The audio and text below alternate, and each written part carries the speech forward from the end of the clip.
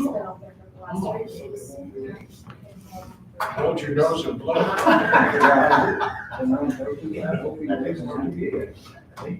It's clean. I only started on it once.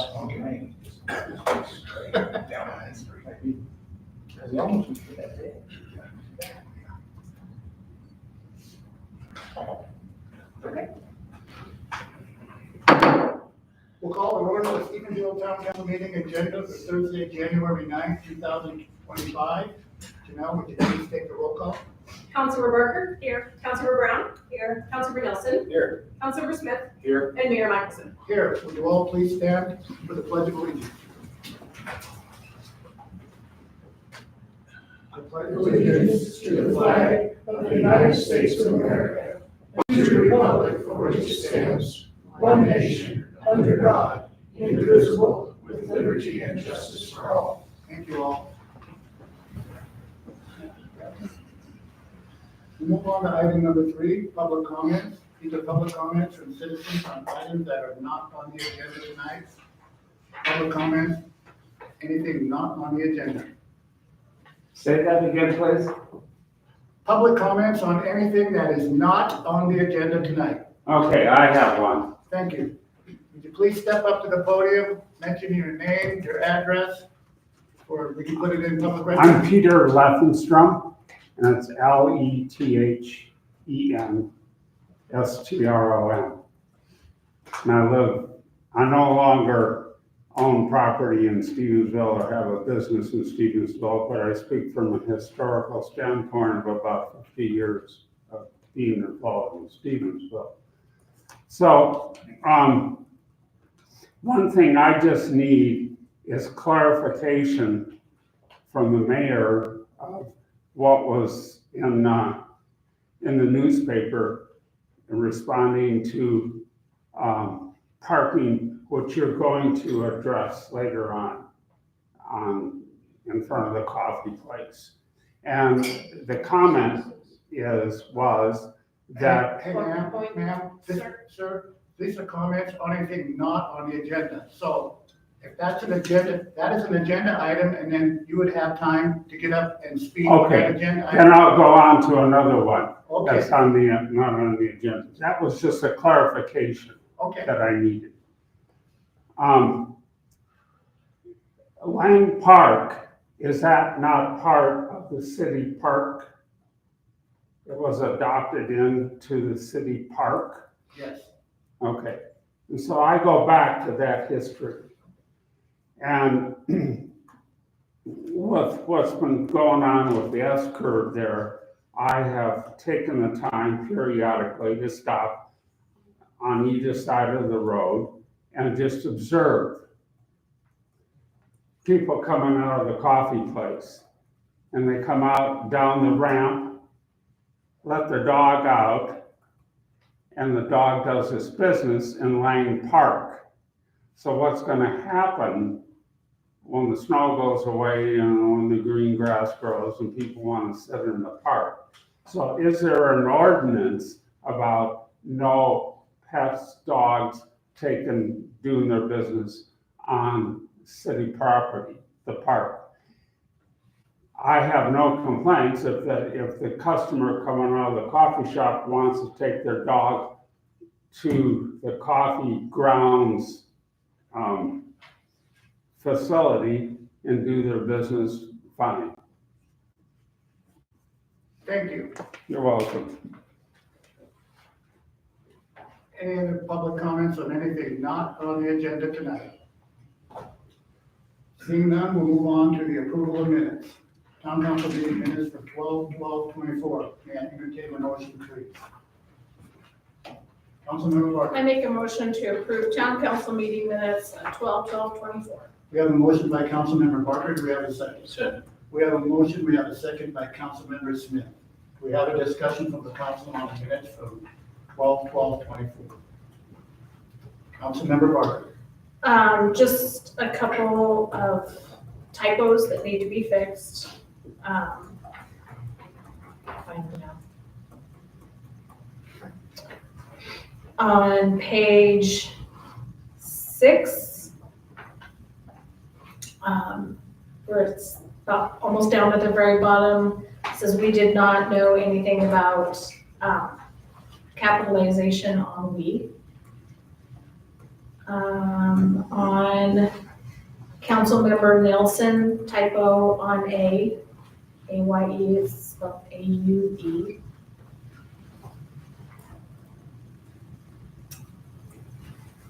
And under page 7, administrative reports, courtesy is spelled wrong on car. Or courtesy is spelled wrong, sorry. I think that was it, for me anyway. Okay, thank Oh, you. sorry. Go ahead.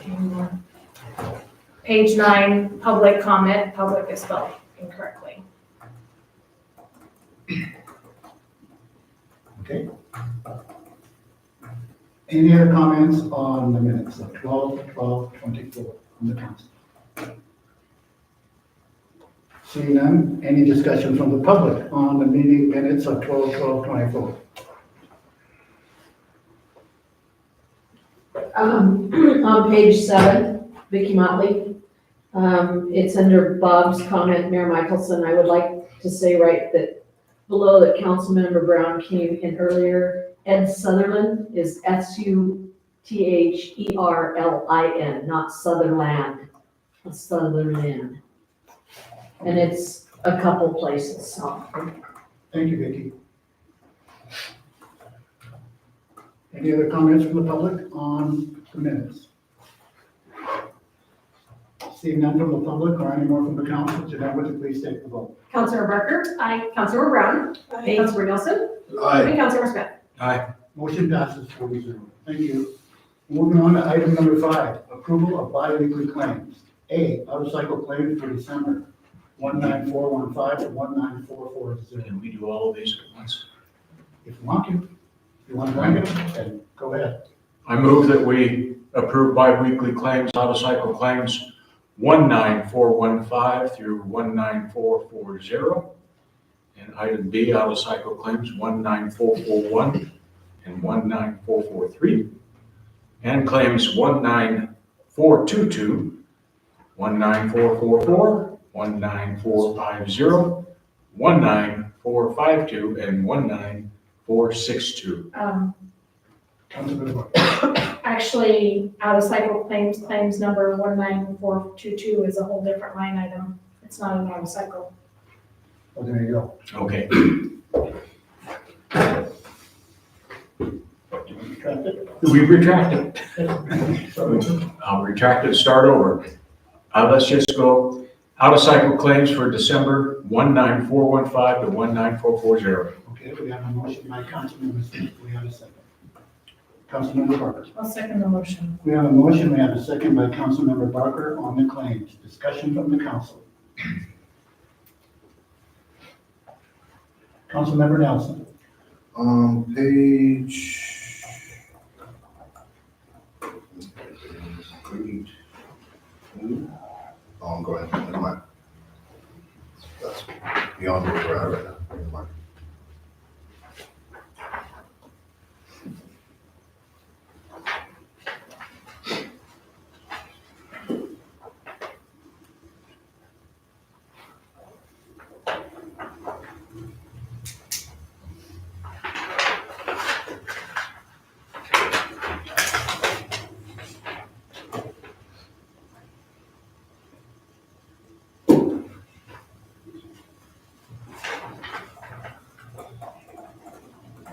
No. Oh, you want anything? No, Okay, I'm sorry, sorry. raise your hand, you were just trying to find what you were doing. Okay, Yeah, it's actually a later one. okay. Any further comments from the council on the claims? So you know, these have already been paid, they were approved to be on the outside. Yes. Any questions from the public on the claims? Seeing none, Janelle, would you please take the vote? Councilor Barker? Aye. Councilor Brown? Aye. Councilor Nelson? Aye. And Councilor Smith? Motion passes 4-0. Thank you. Moving to item number B, out-of-cycle claim for December 19441 to 19443. Councilmember Smith. I move that we approve claims, out-of-cycle claims for December 19441 and 19443. We have a motion by Councilmember Smith. Do we have a second? Councilmember Nelson. I second that. We have a motion and we have a second by Councilmember Nelson. Do we have a discussion on the out-of-cycle claims from the council? Councilmember Brown. Claim number 19443, S&S Auto Body. I assume that we turn that into our insurance company. Yes. Okay, thank you. How'd the deer come out? Not so well. Any other comments from the council on the claim? Any comments from the public on the claims? Seeing none, now would you please take the vote? Councilor Barker? Aye. Councilor Brown? I Councilor Nelson? Aye. And Councilor Smith? Motion passes 4-0. Thank you. Move to item number C. Claims number 19422, 19444, 19450, 19452 to 19460. Councilmember Smith. I move we approve claims 19422, number 19444, through 19450, 19452 through 19462. We have a motion by Councilmember Smith. Do we have a second? Councilmember Nelson. I second that. We have a motion. We have a second by Councilmember Nelson. We have a discussion from the council on the claims. Councilmember Nelson. There are some negative charges from T-Mobile on page 32. What's the item number? Item number, So those are credits that T-Mobile gave us back. okay, that was my Yeah, clarification. it's a credit. So it's not like we owe, No, it's just that they gave us a credit. And so when I enter that into the system, I enter the negative, and then that's it's what. coming back. Yep. Okay. And is that the same with the Verizon ones? For the Verizon ones? Yes. It's the same. Okay, thank you. I just had a question. When did we switch to the T-Mobile? Because I just noticed it. So it's- We just made the switch like in November, December, yep, because it's cheaper. So our bill from Verizon was about $520, and our bill from T-Mobile is $305. What's the service for, I mean, are they gonna be as reliable as what Verizon is? I guess my question is, because I'm not familiar with T-Mobile, I don't have it, Yeah. so I don't know, what towers or whatever we have here to. So basically, it's mostly the hotspots for the police department, and then so all of the police officers, they each have a T-Mobile phone. And then Public Works, the director, Steve, has a phone, and the phone has T-Mobile. And from what I understand, they work very well. So the Valley County Sheriff's Office went to the same program, or the same setup, at the same, well, just prior to us doing it. Some of the benefits are, we don't get drop calls and things like that. So our contacts actually carry precedence over the rest of the community or the area that they're in. So we don't drop calls in emergency situations, and things of that nature. So, and it's significantly cheaper. Everybody kind of is moving towards Hamilton, I believe, Hamilton and All the other towns. it's just a huge savings. Yeah. It's a huge savings. Sounds like it was a good move to turn over. Any other questions from the council on the claim?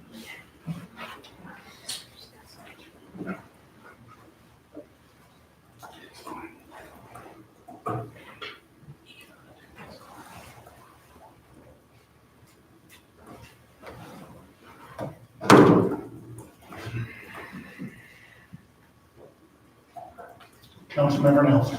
Claim number 19453, 386 Montana Rail Link. What are these charges actually for to Rail Link? That's for the easement for water and sewer that will run over the track. Okay, so we are charged for. We are charged. What goes under their tracks.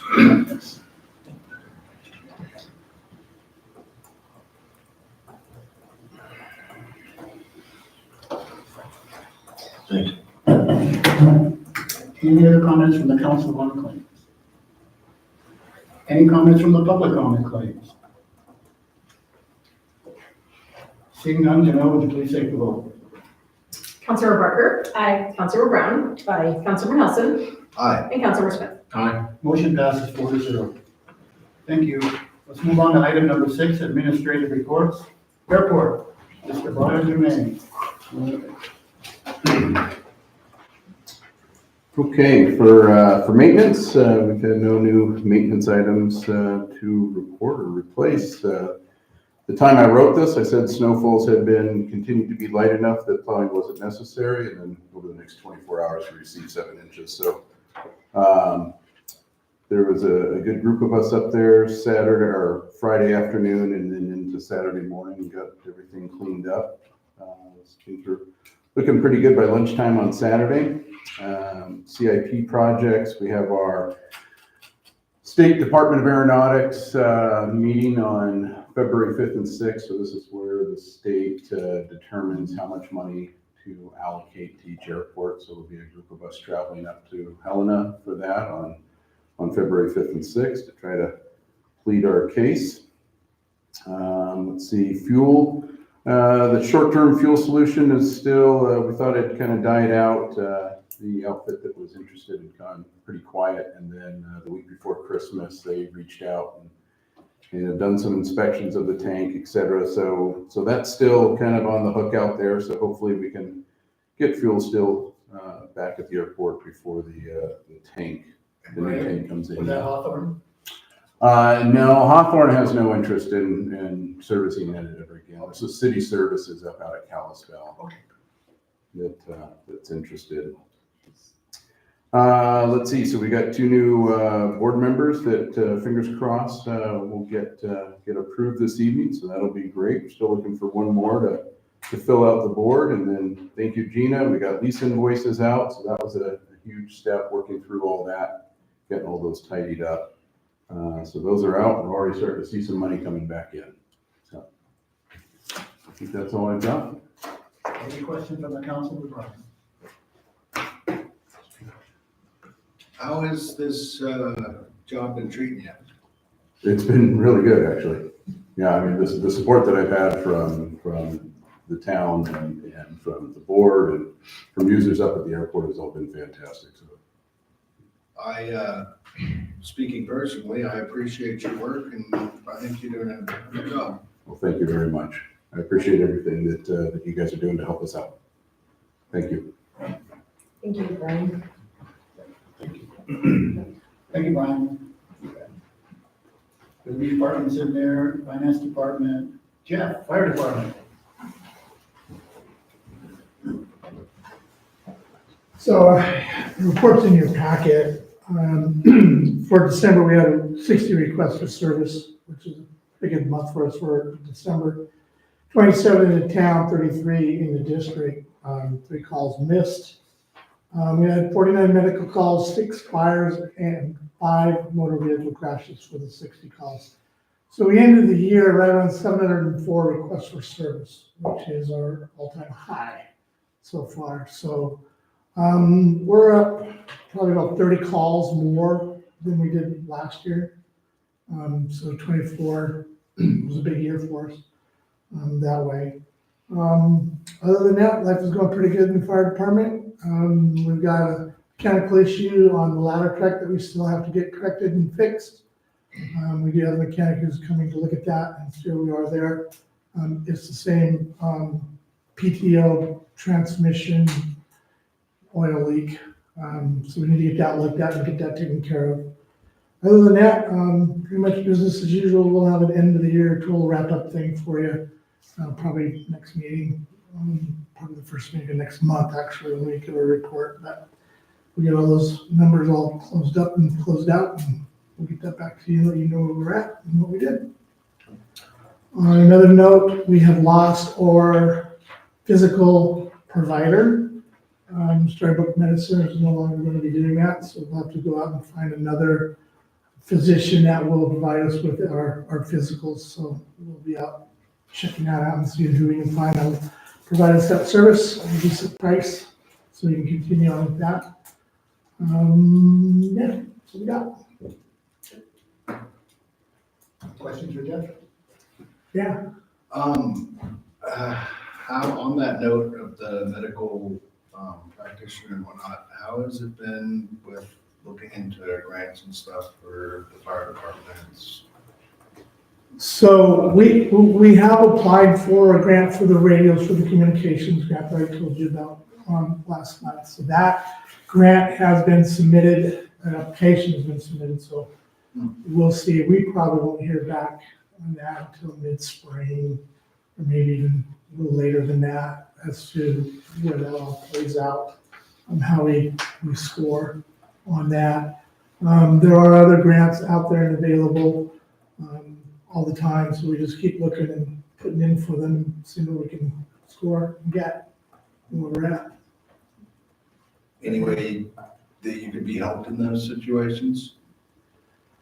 Not really. I mean, it really comes down to what do we need and what grant and opportunities are out there to meet those needs. Because a lot of them are very specific about what they will fund and what they don't fund. So it's kind of a catch game that way. You gotta be watching and seeing, have all your needs and ducks lined up well in advance, so that when those opportunities do come up, you're ready to plug and play, so to speak, about what all you have and don't have and what your needs are. Thank you. And I'm speaking, Jessica is doing a good job for us upstairs. Very happy with Jessica. And now she has Winchester up there as well, so if you guys run into issues with Winchester, make sure to let her or I know, so you get that taken care of. All right. Thanks, Jeff. Yeah. Thanks, Jeff. I have a question for you, Chief. This is sparked, bad choice of words, by the California fire. And they've had instances where they turn on the fire hydrants and nothing comes out. Bad reserves. How are we set up here, and will you always have the reserves that we need if we had a catastrophic city fire or something like that? Well, that's a great question for Steve. Comes right out of the city warden. Yeah, so we're okay. If we had full Main Street on fire or whatever, we're running absolutely everything we had, we're gonna run out of water. Yeah, we'll run out of water. But typical structured fire, residential, even commercial on Main Street, a building or maybe 2 storefronts, man, not a problem. Yeah, that wouldn't be a problem for us at all with our water supply. Steve would be down starting pumps and all those fun things, of course, but yeah, we'd be able to catch it. Thank you. Mhm. Thanks, Jeff. Moving on to item number E, Police Department. Public Works. Oh, excuse me, Public Works.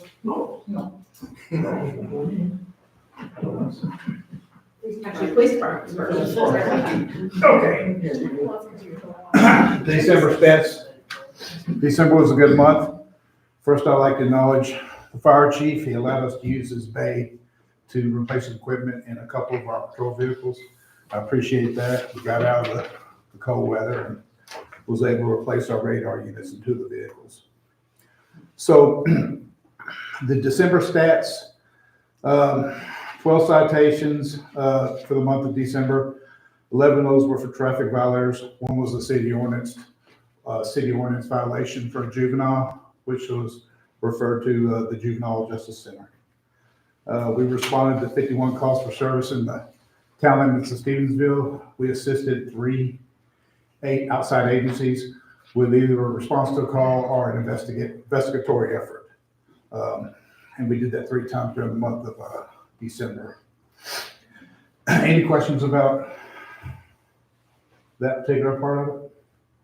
Because what I decided to do for the monthly stats here was also give you the year-end totals for 2024. But since I came on in middle of February, the monthly stats as it relates to the police department start March 1 all the way to December 31. All right. So arrests for the month of December, we had 1. In total, we had 23 on the year. Now, bear in mind, of those 23, they do include citations in lieu of arrest, where we cited somebody to the city court instead of taking them to jail. Citations for the month of December, as I mentioned before, we had 12. For the total on the year, 84, from March 1st to December 31st, 84 citations. And it's, we made a concerted effort to write a lot of town ordinance violations. So we're about probably 60-40 on Montana statute and town ordinance violations. We issued 9 warnings for the month of December. For the entire year, or from March 1 to December 31st, we had 90 warnings. That's actually initiating a traffic stop and making the decision to either issue a citation or provide them a warning. We served 5 warrants, none in the month of December, but 5 total. And this is the great part of it. Major crimes, robberies, homicides, 0. 0 for the month of December and 0 for the year. Unattended deaths, we had 5 of those that we responded to. And assaults, 10 for the year, none for the month of December. I should have brought my glasses in here. Thefts, we had 3 thefts reported in the month of December, 18 total for the year. Something to note for the December thefts, we actually solved 2 of them. So kudos to my guys for that. No burglaries for December, and something else to note, 1 burglary for the entire year. Criminal mischief calls, we had 1 for the month of December and 14 for the year. Fraud cases, somebody calling up, and wanting to get your credit card information or something like that. We refer to that as some type of fraudulent activity. We had 1 for December, 15 for the entire year. Suspicious activity calls, we responded to 2 of those for the month of December, 34 for the year. Traffic accidents. For the month of December, of course, it's getting a little colder, snow and ice on the ground. We actually responded to 5 traffic accidents. For the entire year, we had 27.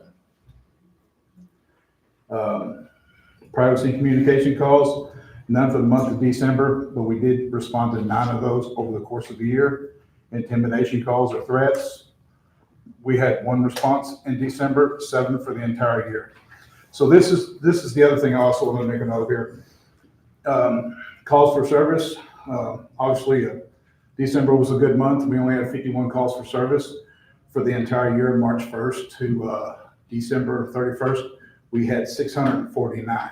Now, if you include the January and February months, we're well above 700. Lost property reports or found property, we had 2 for December, 17 total cases for the month, for the year. Vehicle tows, we had 9 total for the year, 0 for the month of December. Welfare checks, which is another one of those things that we added on into the data or the Excel spreadsheet in July. We performed 2 of those in the month of December, 11 thus far for the year.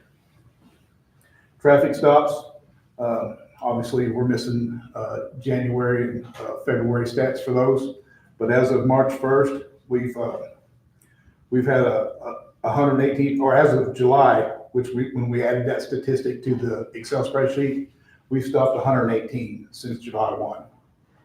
As you can see down in the bottom, where you've got zeros in April, May, and June, well, there's we actually added that into the stat sheet as well in the month of July, because we were just trying to track more information. Disturbance calls, 4 for the year. Victim notifications, and those are basically, if we make a domestic violence arrest and the offender is released from jail, we're required by law to go out and notify the victim that he's been released, time and date. And we made 1 of those over the course of the year and 0 for July. So going forward, I'm going to kind of rearrange the monthly stat sheet so it's easier for you guys to navigate. I've got things kind of, on the fly, just started this up in March, And so I want to put some of the major crimes up front, traffic, misdemeanors and things like that, and then assist calls and traffic tows and stuff like that, so that you can look at it as there's a smoother transition to looking at it and kind of following along. But right now, this is representative of what we've done thus far since March 1st. Any questions from? No? I explained it pretty good? Perfect. Well, thank you. Thank you, Chief. Thanks. Thank you, Chief. Mr. Steve, do you have anything to say on public works? Yeah, briefly. Thank you. Matthew got a CDL physical a couple weeks ago. He goes for his written CDL exam on the 24th so he can get his permit. They'll give him his learner's permit so he can drive the dump truck and everything. Driving around town, I noticed that we have a lot of missing, not a lot, but probably 15 missing street signs at intersections. I don't know how Amazon finds these people, but there's a lot of missing ones. We found some new ones up in the depot, but there's still some we need to order, but you need to have your streets marked. And I think this has been blown over or blown away or somebody stole them. I don't know what happened to them, but we're on a mission now to count how many are missing and the names of them. And Janelle's helping me get the best pricing on them and the little brackets that you have to stack them up on top of the sign. So we're doing that, and there's a lot of faded yield signs, especially on this side of town. We do have a few yield signs that we're going to start replacing those. They're almost unreadable, some of them. Working on the trail at River Park.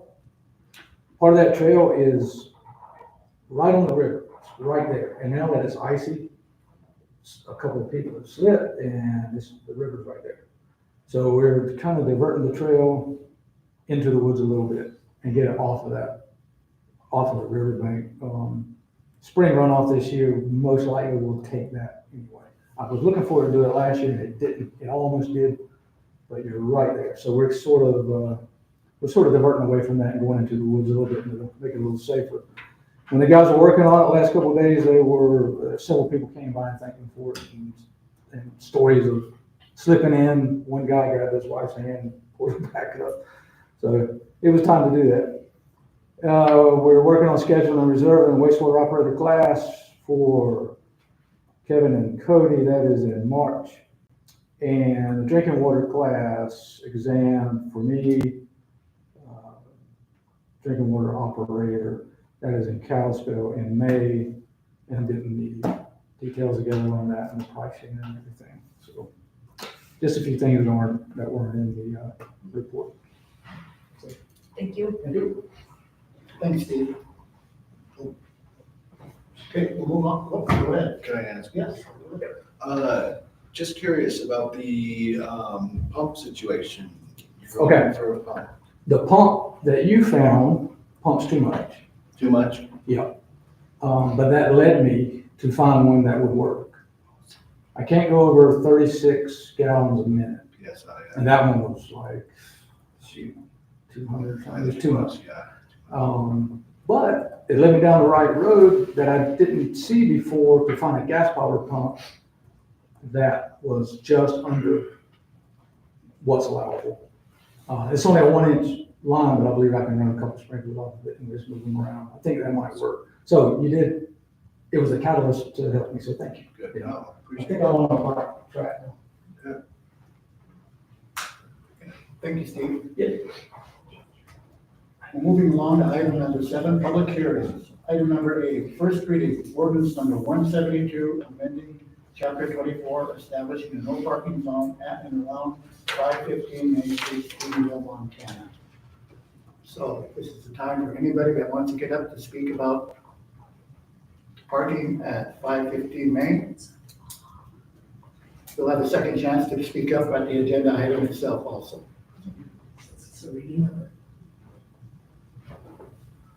Yes, this is your time to talk, sir. So I just needed clarification to start with the mayor. What was ever in the newspaper? And the comment was that people can park across the street from the coffee house, and they could park in the pizza parking lot in the front. I can't imagine that Cody Omelette gave approval for the coffee shop patrons to park in his parking lot unless he leased spots. I don't know. That's the question. So maybe the mayor did not mean that they can park in the parking lot in front of the pizza place.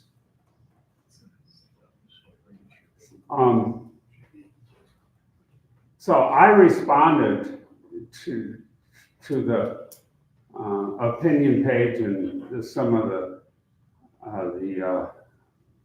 whatever. I'm not computer oriented really, but I responded and to a comment that the coffee place has an access, a legal access off of Main Street. All right? And you're gonna discuss the dangers of that curve. And I'm really happy that you're finally starting to deal with that. But they have access to Lang's old house, okay? And there's a couple parking spots at the, I need to sit down because I got a bad hip. And there's a couple parking spots that are in Lang Park, if you will. 2 or 3, I think it's 2, all right? And then they can go into the coffee shop. Well, my suggestion that I wrote is they got an option, I think, on the south side of their building to create parking spots. You might have to cut down a tree or 2, but they would bump up against the museum, that hedge. And then people, because my observation when I sit and watch the traffic flow, people come in and out of that access by the old McGovern house, that brick house on the corner. So maybe in your suggestions in dealing with the owner that they can put parking spots on the south side of the house. Does that make sense? Yeah, thank you. You're welcome. Any other comments? Public hearing on first reading on the no parking. Okay, moving to item number B. First reading, ordinance number 173, repealing town code sections 10-117 to 10-125 and adopting new town code sections of 10-126 to 10-131 regarding land use variances. So in December, I asked our town attorney to give me some guidance on a variance process on a local citizen here in town. And he did a little research and he come back and he hit us with this. Basically, we have been non-compliant since 2023 with the Montana state.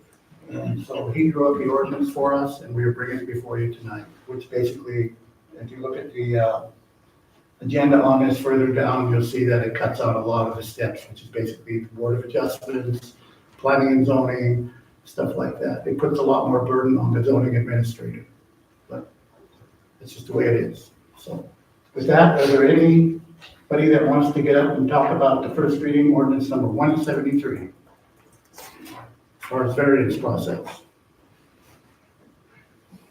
None? Okay. We'll move on to item number 8, new business. A, discussion decision, ordinance 172, amending chapter 24, establishing a no parking zone at and around 515 Main Street, Stephenville, Montana. So as you know, we've been back and forth. We've been trying to figure out ways that we can keep that business there and keep the people safe that come around that curve. I put it on the agenda at the park board meeting, and was it November or December, Vicki? And the park board made a recommendation that the town open up the north end on the back there by those trees, some parking area for the general public to park. Because, well, if we're gonna take away some of the parking in front, they're gonna need parking for their customers in the back. Also, I reached out to,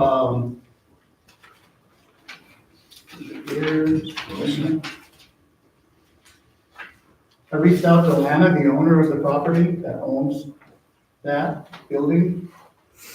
And I said, good morning, Lana. I got your name from Maggie Springer, who is a property manager at Avea Coffee here in Stevensville. She stated you own the property at Avea Coffee, that Avea Coffee leases from. As you probably heard by now, the town is bringing a town ordinance which will prohibit parking on the curb in front of the coffee shop due to safety concerns.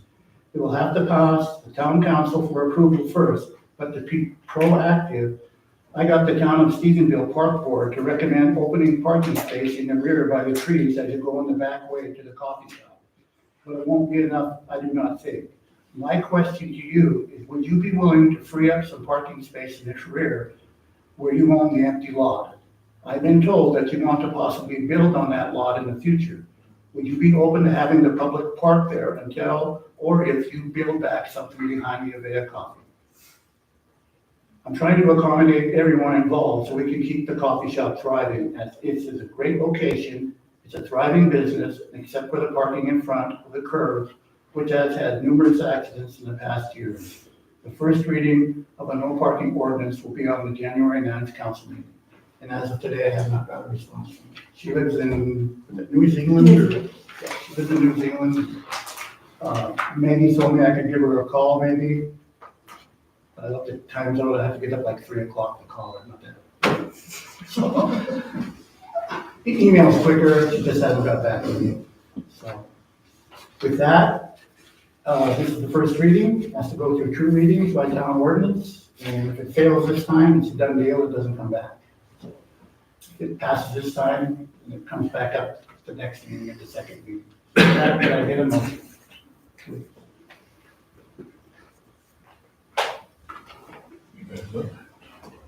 Councilmember Parker. I make a motion to approve ordinance number 172, amending chapter 24, establishing a non-parking zone at and around 515 Main Street, Stevensville, Montana. I have a motion by Councilmember Barker, do I have a second? Councilmember Smith. Second. Okay, I have a motion, I have a second. We have a discussion from the council on. Councilmember Barker. So looking at where the parking starts from and ends, are we talking from the entrance of where into the business, where right there by Lang Park where that tree is on the corner, to the crosswalk at the, so it comes around that? That curve there, right to the end, yes. Because I did some back and forth with the Montana Department of Highways, and they said, you know, you're better to have a vantage point in your ordinance, and then just, if you shorten it up, then where would you put it at? I mean, where would you identify it?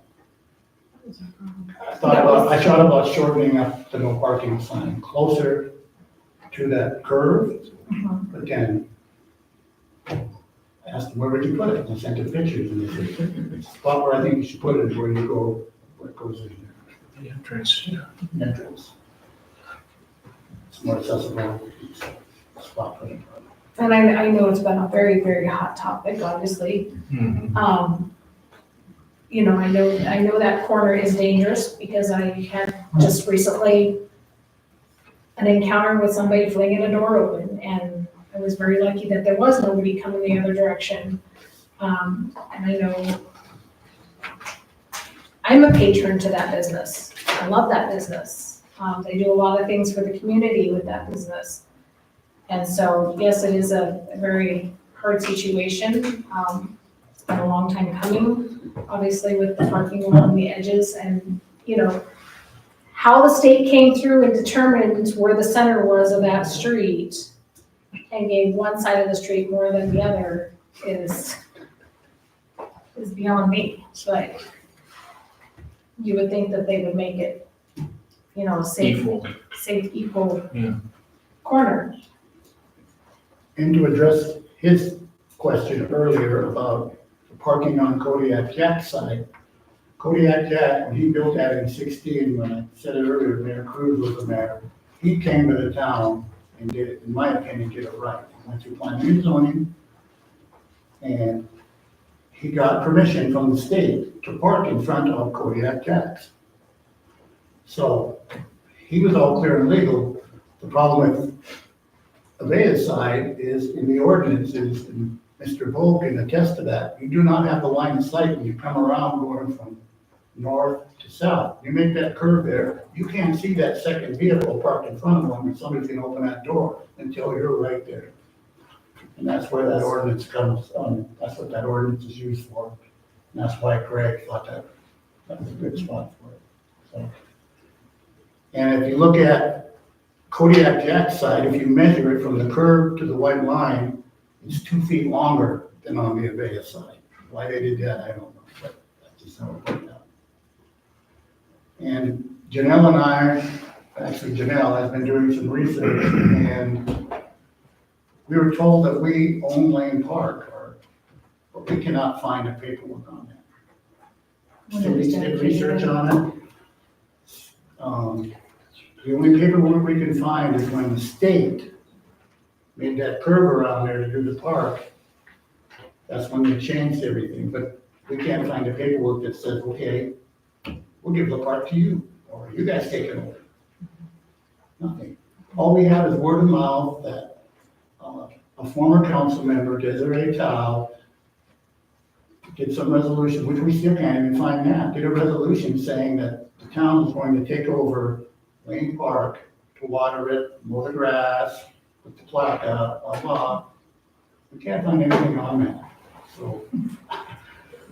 So we're, sorry. No, we're still going to go ahead. I mean, I don't see the state would say anything if we allow parking in the back like the park board recommended to the council. They didn't say anything.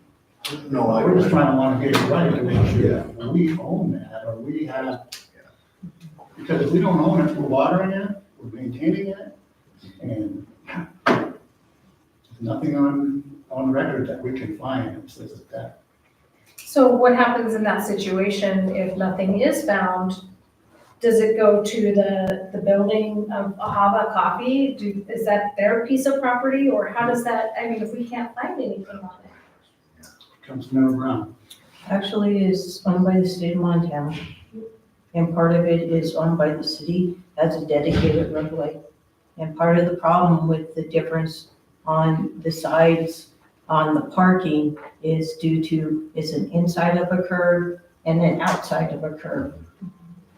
And in surveying and engineering, that's a difference radius, and so that would be the difference on the roadway. That's why it's longer on one side than the other. So would you provide that whole paperwork to us about the state that came around and occurred? I brought in paperwork to the mayor. Yes. Showing, the triangle piece is owned by the state. The city of Stevensville still has an open, dedicated roadway approved as the subdivision plat, for coming into, the old Lane House back there behind the park. So it's part owned by both entities. What we could not find is anything from the state of Montana to the town on that triangular piece of the old roadway, but on the triangle. So my other question is, obviously, we have the museum that sits right next to it. Just in conversation, was told that you or Chief Bose would be looking into trying to find a way to work with the museum to see if, obviously, we could use parking for that as a solution as well. Have we gotten anywhere on that?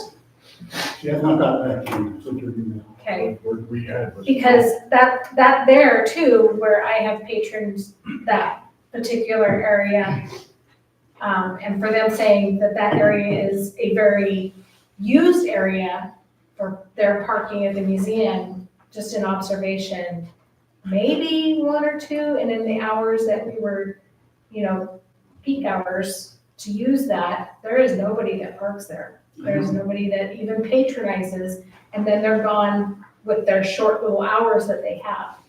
So if there's a way that we can work with them, you know, maybe it'd be a little extra money in their pocket or whatever. Maybe try to work with them as a solution instead of being very angry and irritated. We're trying, I mean, we're not trying to, we're trying, like I said, it's a good business, it's popular. Hate to see anything happen to it because safety is a concern. Right. And we'll do anything we can. Like I said, Yeah, I agree, it is a safety issue. We're seeing it downtown as well on several different aspects.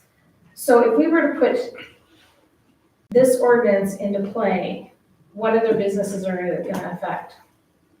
Just curious, is this the only one that it's gonna affect around the? On that area, that curve, yeah. Yes, ma'am. It's the only business on that curve. Councilmember Brown. It could impact Kodiak Jack's in the evening hours too, because they park on that side of the street also. But they have a line of sight though, too. No, on the other side. Oh, other side of the street. Yes. You know, on weekends, oftentimes they'll park on the southbound lane facing north. Right. I mean, folks can park in front of Jack's there and then cross the street, but they're not gonna go to the crosswalk. And so that's, there's another issue there, the jaywalking issue, you know? So the crosswalk has to be erected on the straightaway and not in a curve. That's another issue we'll have to address here. So Burning Sage, which is just down the street too, with parking, do they have designated parking in front of their business? That's the one right there on the corner. You also have the use of Central Road as well. No, yeah, We she looked does at that parking too, in yeah. front, that's not an issue. That's before it goes to the curb. Just making sure I have all bases covered. Any other comments from the council on the first reading? Before I turn it over to the public. Okay? You got any members from the public, can you please step up, state your name, your address? Eric Wilson, 624 Hilltop Drive. Yes, I'm affected. My wife and I are the owners of Ahala Coffee, and it's directly in front of us, and that's a concern to us, obviously, as well. I'm reading this as the first reading or anything else. I don't know that I've seen anything from a public standpoint or any way that we've seen it. I know we've talked a little bit with you, Mayor, and a few different things, but as far as the first reading, I'm still somewhat confused as to what the old reading was versus the first reading of the new ordinance and everything else. This is the first reading of the ordinance. By law, we have to do 2 readings, to publish it in the paper, do a first reading, and then we have to do a second reading no less than 12 days after the first reading. That's how, of the same ordinance. And I understand the process there, but where's the reading? What changed here, I guess? Is it just from Lane Park, the opening to the thing? Because that was the original process, I thought, as well, anyway. Right, the original process, from what we talked about before, had changed because getting a hold of the State Department and getting a hold of our town attorney, who basically helped us write up this ordinance. He thought in the best interest to have lines of, where you go in there where benches up around the curve there. Because at first we thought maybe we could move it up to where the great storm grate was, remember we talked about that? Right. But the state highway department said you can't really put that in an ordinance because it's too misleading, you have to have it direct. So we put it in there where the curb stop was, and they okayed that. So if you put that through that way, we'll make that. Okay. Well, and that was really my whole question, I guess.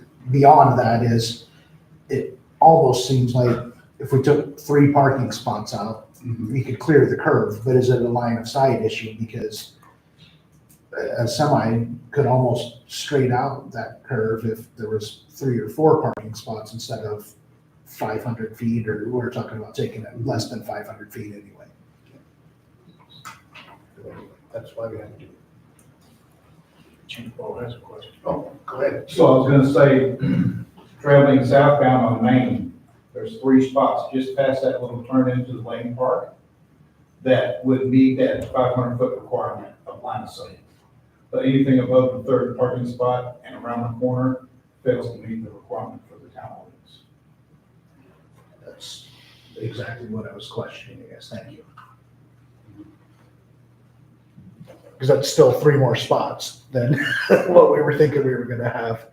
Oh, right, I get that, but like I said, the state highway department and our town attorney thought in the best interest of, we have to have a collected spot to put it for the ordinance. Oh, so we're taking the 3 spots out, we're not. No, we're gonna put, where the no parking sign is going to be, it's going to be right there by that park bench. Oh. Yeah. Gotcha. Yep. I understand that, thank you. Up around the curve there to where that museum is. Thank you. Crosswalk. Any other questions from the public on the first reading? Any other questions from the council on the first reading? Seeing none, Janelle, would you please take the vote? Councilmember Nelson, Aye. Councilmember Barker,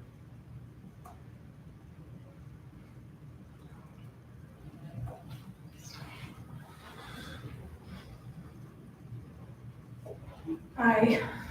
Councilmember Smith, Aye. and Councilmember Brown. Aye. Motion passes 4-0 on the first reading. This will come up again at the next council meeting, or the second reading, and final approval. And if it gets shut down the next council meeting, then it's a done deal.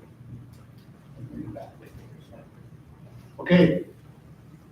Moving on to item number B, first reading, ordinance number 173, repealing town code sections 1110, 117 through 10125, and adopting town code sections 10-126, 10-131 regarding land use variances. So as I stated before on the public hearing, in December, I got a hold of Greg and I asked him to give me some guidance as far as the variance process. And then he come back and said, yeah, I got one for you. You're getting rid of a lot of your stuff. He did a little research and he found out in 23, due to all the development that was going around the state of Montana, it's getting so bogged down in the towns and everything, they weren't getting enough done. So they brought it before the legislature, and the legislature basically repealed a lot of this stuff, as you see, the lines that are crossed out. The process before was basically, if somebody came into town hall and they wanted to get a variance, they paid their permit, they paid their money, and then the zoning administrator or the mayor, Janelle, would take that to the planning and zoning committee. The planning and zoning committee would make a recommendation back to the town council, and that would be the way it was. Well, that is no longer, or the board of adjustments, that is no longer applies. Now it just comes down to if somebody brings it in and they give it to zoning administrator, we hash it out, and if all the checks apply, then we grant it or not. And if the public, that member doesn't agree with it, then they can bring it back and say, I don't agree with this, I want to bring it before the planning and zoning board. The planning and zoning board then takes it. They hash it out. And then the planning and zoning board makes a recommendation to the council, who has the final say on it. So basically, it cuts out a lot of the steps you can see, cuts out the hearing and notices, cuts out the procedures of written applications, board of adjustments, approval, and if you go down to page 58, section 127, 126, the process of obtaining a variance starts with an applicant making an application to the town's planning administrator. Section 127, criteria for variance application.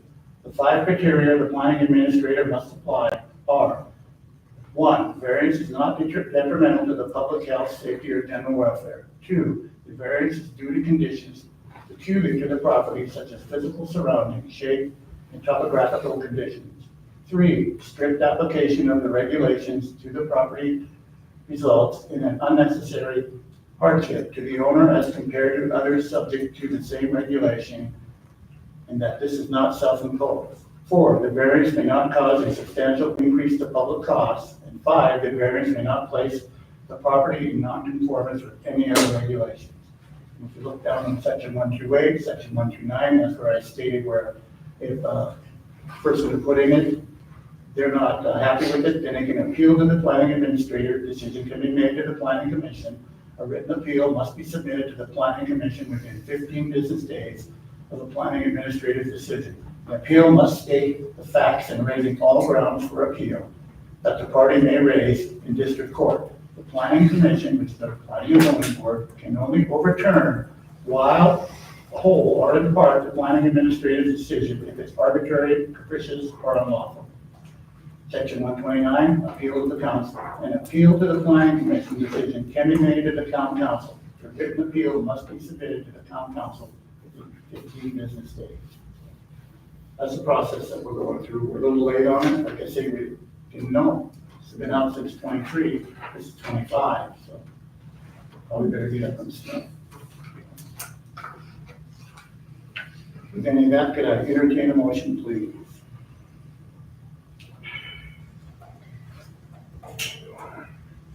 Councilmember Work.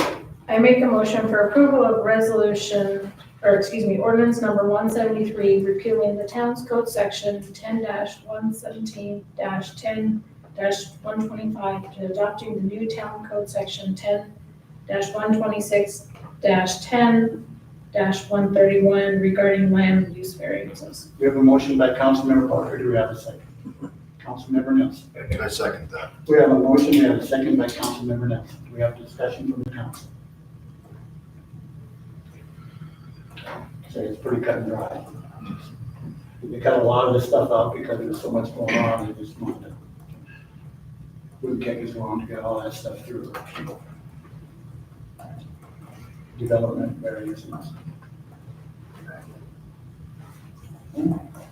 Any comments from the public on the variance?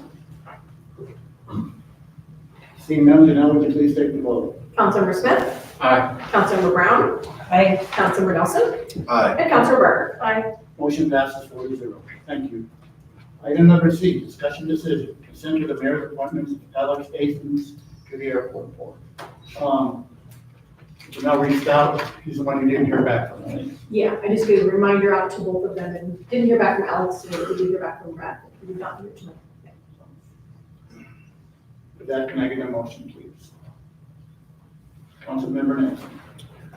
I make a motion to give the mayor consent to appoint Alex Athens to the airport board. We have a motion by Councilmember Nelson. Do we have a second? Councilmember Smith. I second. We have a motion. We have a second by Councilmember Smith on the appointment of Alex Athens to the airport. Any discussion from the council? Any discussion from the public? Mr. Craig Thomas. Craig Thomas, 4099 in the Lane Airport Board Chair. Athens has been a resident of the airport for many years. He's a hangar owner, aircraft owner, certified flight instructor, and Forest Service contracts, a very knowledgeable individual. He is exceedingly busy, and he specifically asked if he needed to come to this meeting tonight. I said it was not necessary. He needed to hit up the board meetings and other communications. Thank you, Craig. Any other comments from the public?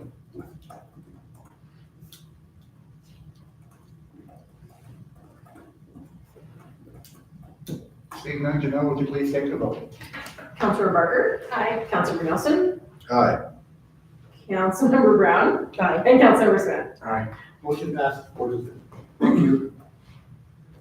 Item number D, discussion decision, consent to the mayor's appointment of Brad Condra to the airport board. I need a motion, please. Councilmember Smith. I move that we approve mayor's appointment of Brad Condra to the airport board. We have a motion by Councilmember Smith. Do we have a second? Councilmember Nelson. I second that. We have a motion. We have a second by Councilmember Nelson. Do we have a discussion from the council on the appointment of Mr. Brad Condra?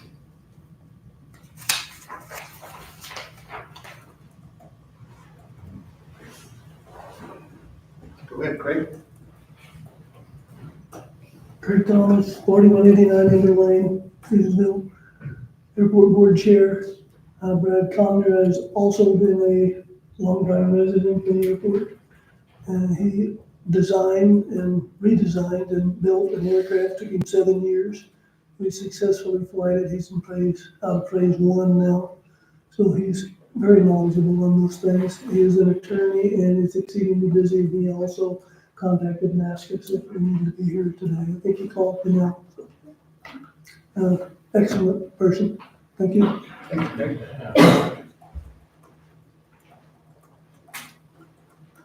Any questions from the council? Okay. Janelle, would you please take the vote? Councilmember Smith, Aye. Councilmember Nelson, Aye. Councilmember Parker, Aye. and Councilmember Brown. I, Motion passes 4-0. Thank you. Moving on to item number E, discussion decision, installation of a stop sign located at the corner of Buck Street southbound and west of Second Street. With the council's permission, I'd like to turn it over to Mr. Roll here, the city agenda item. You can discuss why he would like a stop sign there out front over here instead of a yield sign.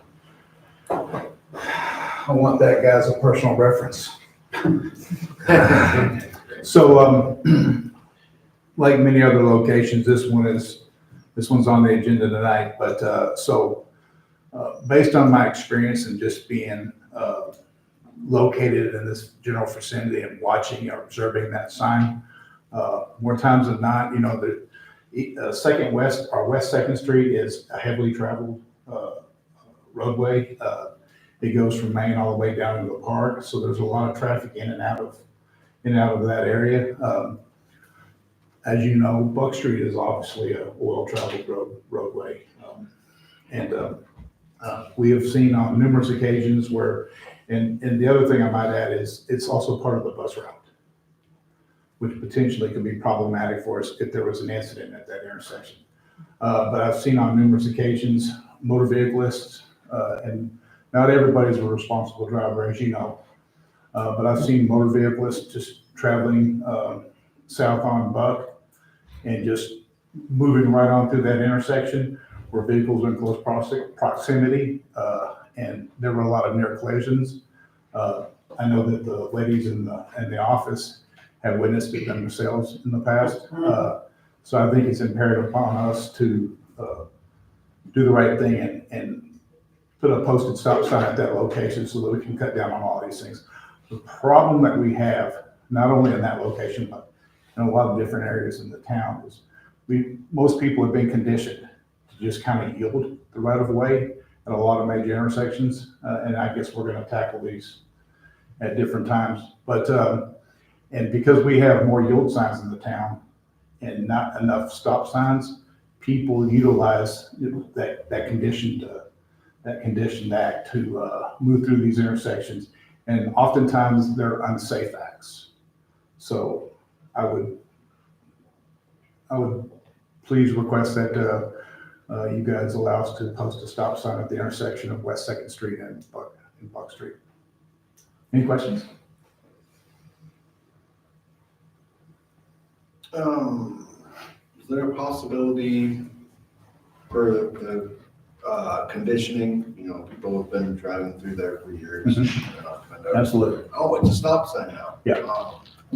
Is there a way to have one installed that maybe has a flashing yellow to kind of get? Well, there is a cost to that. Yeah. So what we have done with the previous signs that we had added, more recently, the one over here at Railroad and Third Street is we give patrons or drivers enough or adequate time to get used to the concept of having to come to a complete stop at that intersection. If we observe violators in that particular area, we typically stop them and warn them, and then so we're kind of getting the word out there. You know, we're not going to write the first ticket we see a guy violate. We want to give people an opportunity to condition themselves to stopping again at those specific locations. Yes, sir. A suggestion that I'm kind of almost in favor of replacing all yield signs, but nevertheless, the state, when they changed the speed limit out there on Bell Crossing, they threw out some orange flags. Yeah. That might be a thing to do, just to get people's attention to a new stop sign. Yeah. Absolutely. And in other places, I've seen signage, prior to the intersection, warning the driver that you're coming to a stop or there's a traffic light ahead. So, I mean, there's all kinds of options that are available to us. A lot of it, I think, it comes down to expense. A flag is cheaper than a sign. Absolutely. Absolutely not. Any other questions, Chief Bo? And with the council's permission, I would like to have our clerk, if she could come up to the podium and if she could talk about her experiences, because she's been here quite a few years, seen the people go through. So if you would, Janelle. To you, oh goodness. I was leading the witness. I agree, Janelle Berthoud, town clerk, I completely agree with Chief Bo. It's a crazy, crazy busy street. And Buck Street has just become busier and busier over even just the last, year. And the amount of larger trucks that leave Senex or delivering off of Main, and they use Buck as well. And just today alone, I had gone over to get something off of the deputy clerk's desk and just glanced out the window as the sounds of a large diesel truck came down and never stopped once and just went straight through. And when we're parked in our employee spots, it is quite a blind spot there at the corner of anyone that's maybe walking or, heading back down to the park or anything. So it's very much needed. It's a scary little intersection for sure. Thank you, Janelle. You're welcome. With that, can I get a motion? No, let's do that.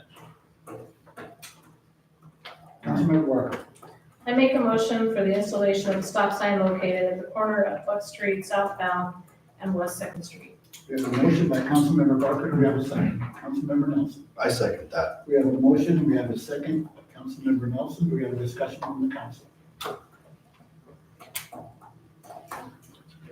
Discussion from the public.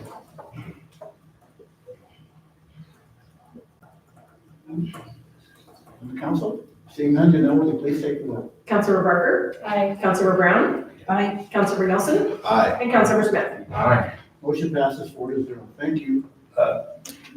Mayor, I think in the minutes, it states southbound and southbound. I think one should be northbound and one should be southbound, if that makes a difference. I just want to cut any problems off at the head. Yes. You are correct. On the next item, Madam. Thank you for that, Chief. I see that. Thank you very much. Okay, we'll move on to item F, discussion decision, installation of a stop sign located at the corner of Buck Street, northbound and West Second Street. Thank you. North. So Substitute that. the change south to northbound, which is across the street. That kind of a motion. I make a motion that we also put a northbound stop sign on the Buck Street intersection And West Second. and West Second. We have a second. I second. We have a motion, we have a second to install a stop sign located at the corner of Buck Street, northbound and West Second Street. After we have a discussion on the council. Same thing, just across the street. Discussion from the public. Seeing none, Janelle, would you please take the vote? Councilor Brown. Aye. Councilor Barker. Aye. Councilor Nelson. Aye. And Councilor Smith. Aye. Thank you all. Moving on to item number G, discussion decision, RFP for reservoir leak detection, water storage for the town. So we're kind of on a roll here, as you know, with our leaks and everything else, meters. So Andrina's been doing some checking and she's read from top to bottom the HDR 2019 leak detection study. And in that study, that HDR had somebody do, it came down to another suspected source of leakage is the town's water storage tank, which we all know is leaking, and the transmission main between the water tank and town. Town's operational staff recently indicated that 110-foot diameter concrete water tank and monitored the surface elevation to determine if the tank was leaking. The surface elevation dropped 0.3 feet, 21,000 blah blah, over a 3-hour, 43-minute period. And an average month, depending on the number of days of the month, the storage tank is leaking about 4 million gallons of water a month. Yeah, 4 million a month. Am I right, Steve? They plug it off one end where it comes in, and plug off the other end where it goes out, and just let it sit, fill it up, and they let it sit. That's 4 million of treated water. Treated water.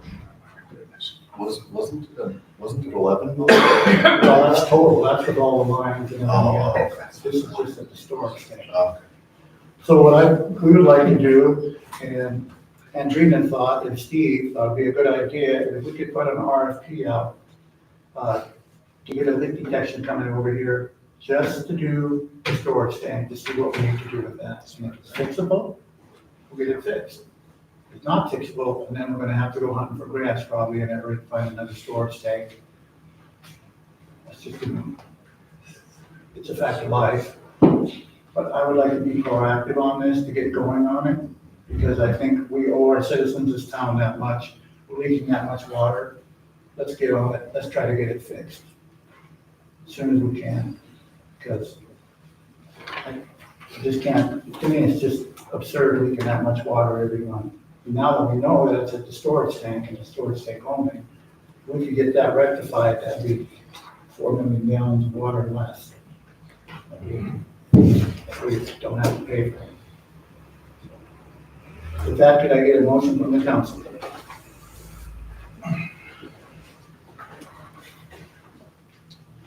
Councilmember Smith. Okay, I move that we issue an RFP for the reservoir leak and detection for the water storage for the town. We have a motion by Councilmember Smith. We have a second. Councilmember Nelson. I second that. We have a motion. We have a second by Councilmember Nelson.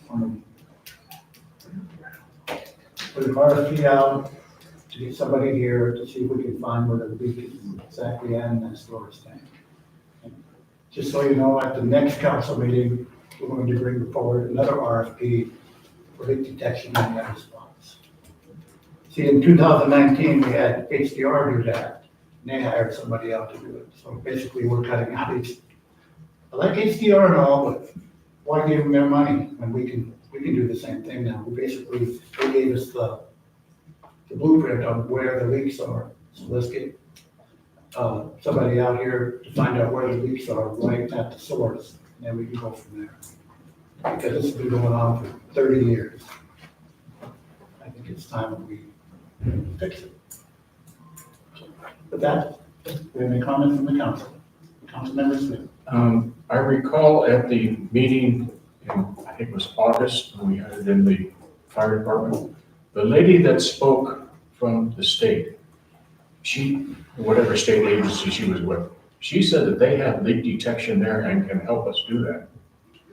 That's Bobby Schuler. Bobby, yeah, Yes, we reached out to her. okay.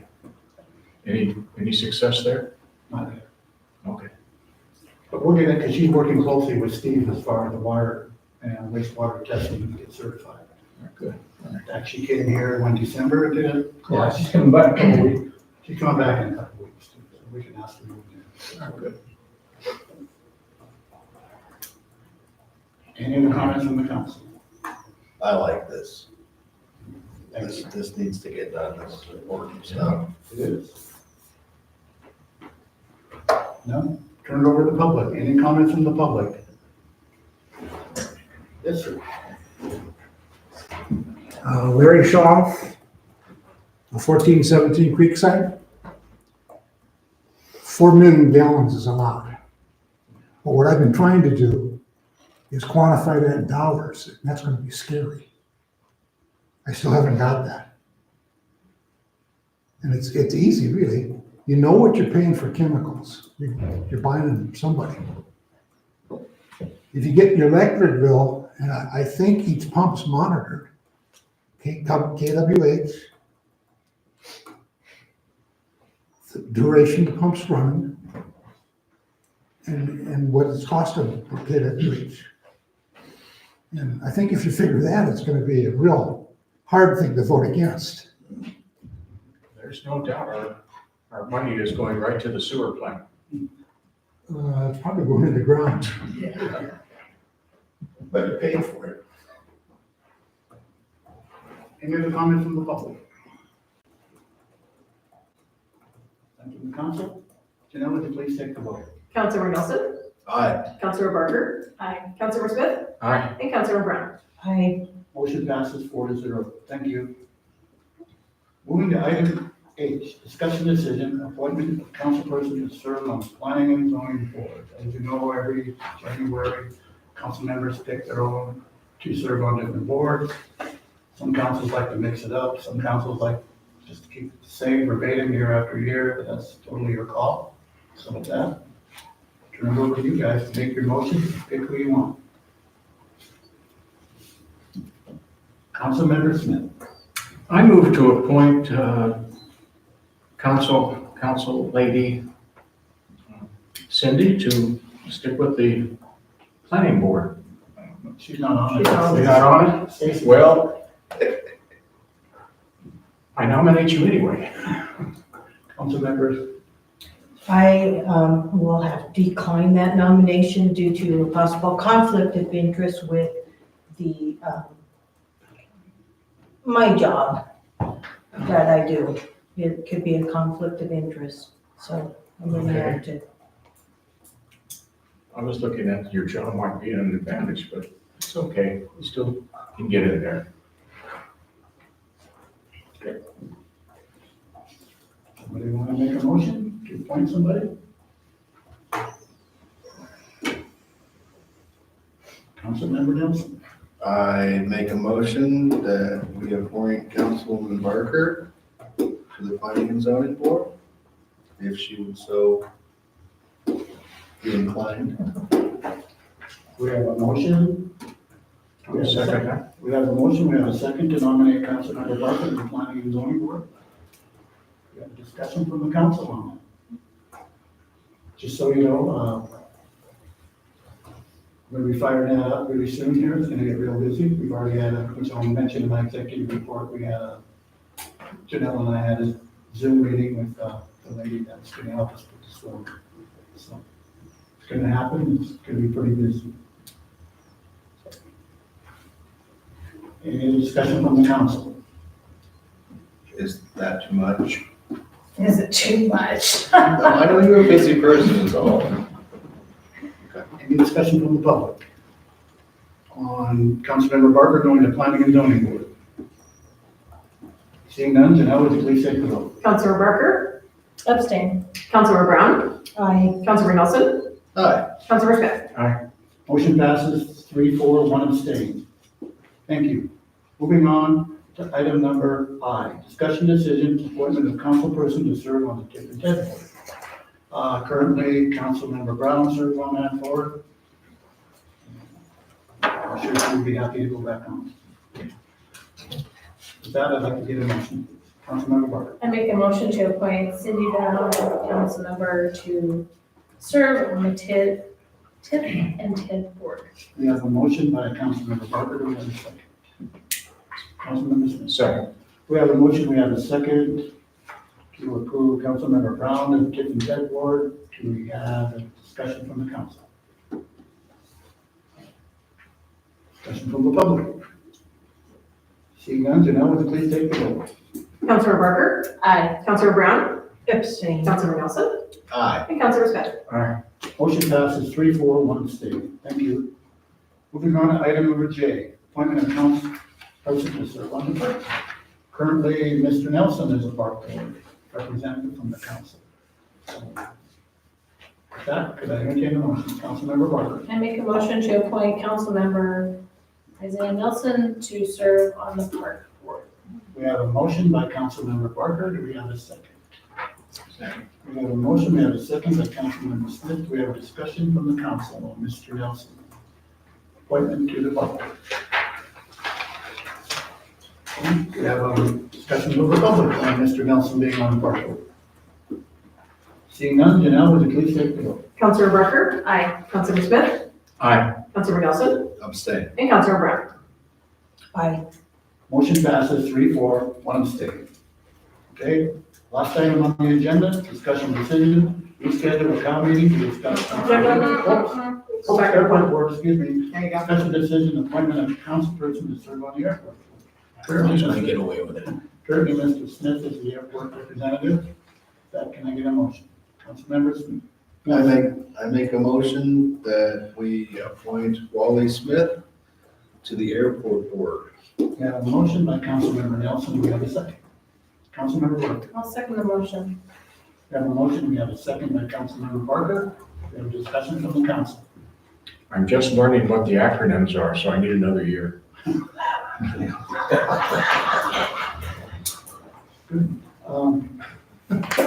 With that, we have a discussion from the council. Discussion from the public. Seeing none, to now would you take the vote? Councilor Smith, Abstain. Councilor Brown, Aye. Councilor Nelson, Aye. and Councilor Barker. Aye. Motion passes 3-1 abstain. Thank you. Now we'll go on to the last one. Discussion decision, reschedule a COW meeting to discuss council rules, procedures, and code of conduct.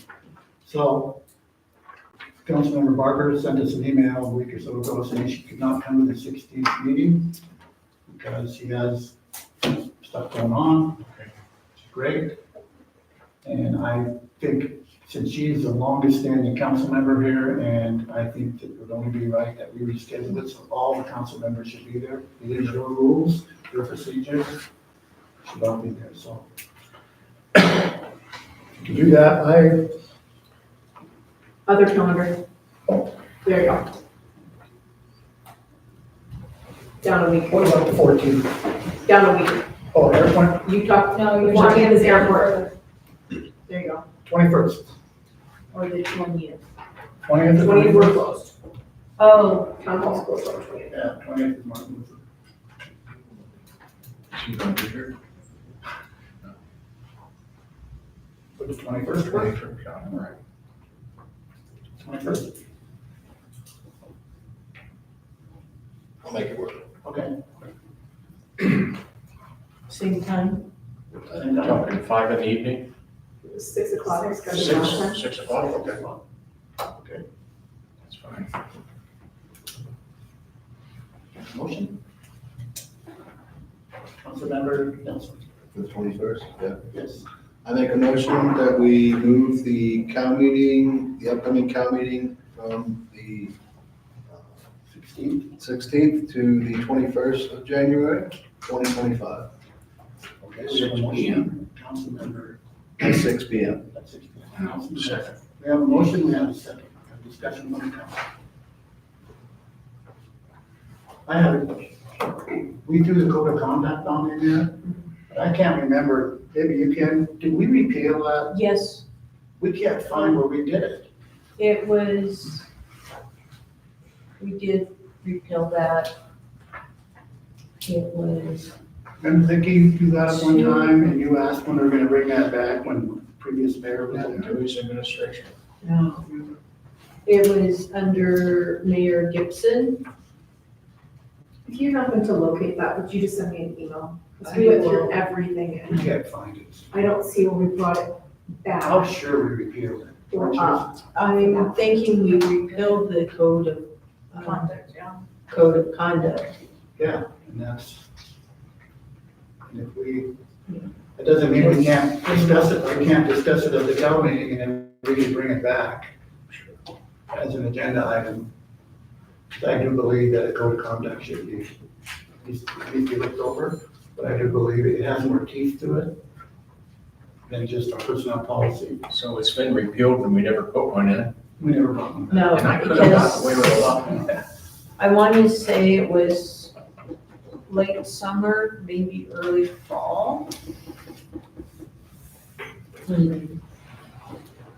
I thought so too, we could have. 22, yeah. And I'll go back through everything, I just.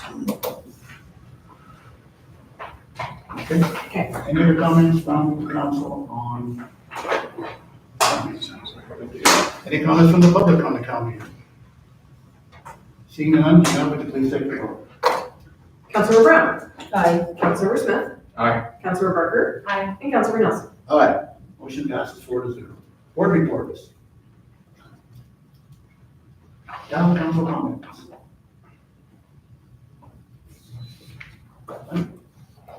Okay. Executive report, I don't have much of a one since it's the holidays. On December 18th of 24, Councilmember Brown and I attended a court hearing in Hampton regarding Work Farm. And I won't get into specifics, but end game of it is we are still required to clean up the property. So it's just, the judge gave us more steps to do to get there, but that's what they do. Anyway, we went to that. On January 2nd of 25, Janelle and I had a Zoom meeting with Danny Marks of the State Commerce Department regarding the steps on moving forward with the town of Stephenville growth policy. She basically laid out the steps on which we can go forward, whether she could be sued, she could even come down here and help us what she's going to do. So we'll get that rolling right away. Moving forward into 2025, my goal is to continue to prioritize our infrastructure, our leaves, our streets, alleys, and hopefully we won't have as many cow meetings this next year because we got a lot of the policies put together finally and updated. Only from now, if we have to make a change to the personnel policy and stuff like that, then we can just make the change and bring it before the council instead of going through a whole cow meeting because we gotta be completely well updated. The only cow meetings would be the budget workshops that we started in about May. So hopefully we won't be as busy at night as we were last year.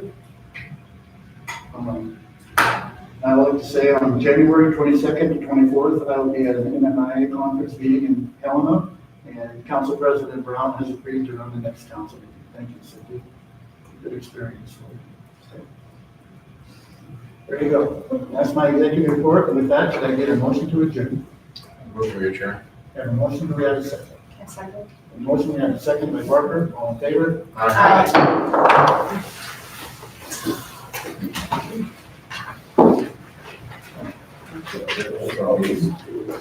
Yeah.